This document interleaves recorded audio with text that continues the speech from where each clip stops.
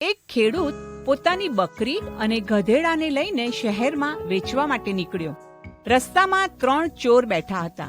તેઓ એકબીજાને આ પ્રમાણે કહેવા લાગ્યા. પહેલો કહે, હું તેની બકરી ચોરી લઈશ. બીજો કહે, હું તેનું ગધેડું ચોરી લઈશ. ત્રીજો કહેવા લાગ્યો, હું તેના બધા કપડાં ચોરી લઈશ અને તેને કપડાં વગર જ મોકલીશ. હવે પેલો ખેડૂત થોડીવાર આરામ કરવા ઝાડ નીચે બેઠો. ત્યારે પહેલા ચોરે ધીમે રહીને બકરી લીધી અને શાંતિથી બાજુના ખેતરમાં જતો રહ્યો. થોડીવાર પછી ખેડૂત ઉઠ્યો અને જોયું કે બકરી નથી. તેથી આમ તેમ શોધવા લાગ્યો.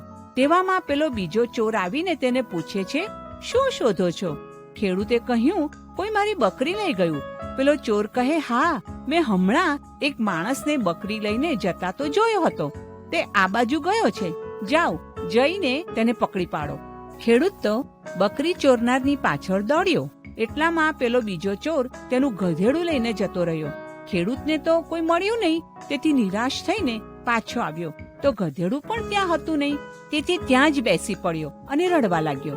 થોડીવાર પછી એ પાછો ઘર તરફ જવા લાગ્યો. ત્યારે રસ્તામાં તળાવની પાળ ઉપર એક માણસને તેણે રડતા જોયો. તેથી તેને પૂછ્યું કે ભાઈ, શું થયું છે? તેણે કહ્યું કે મારી સોનાના સિક્કા ભરેલી થેલી તળાવમાં પડી ગઈ છે અને મને તો તરતા પણ આવડતું નથી. જો કોઈ મને આ થેલી લાવી આપશે તો હું તેને તેમાંથી 20 સિક્કા આપીશ. ખેડૂત તો ખુશ થઈ ગયો અને મનમાં વિચારવા લાગ્યો કે ચોક્કસ ઈશ્વરે જ મારી બકરી અને ગધેડાની ચોરીના બદલામાં આ ઇનામ આપ્યું છે. અને તરત જ બધા કપડાં કાઢીને તળાવમાં કૂદી પડ્યો. તેણે તો પાણીમાં બહુ શોધખોળ કરી, કંઈ જ મળ્યું નહીં. તેથી બહાર આવી ગયો અને જોવે છે તો પેલો માણસ અને તેના કપડાં પણ ત્યાં હતા નહીં. આ તો પેલો ત્રીજો ચોર હતો. હા મિત્રો, વિચાર્યા વગર લાલચમાં આવીને કરવામાં આવતું કામ ઘણીવાર વિનાશ નોતરે છે.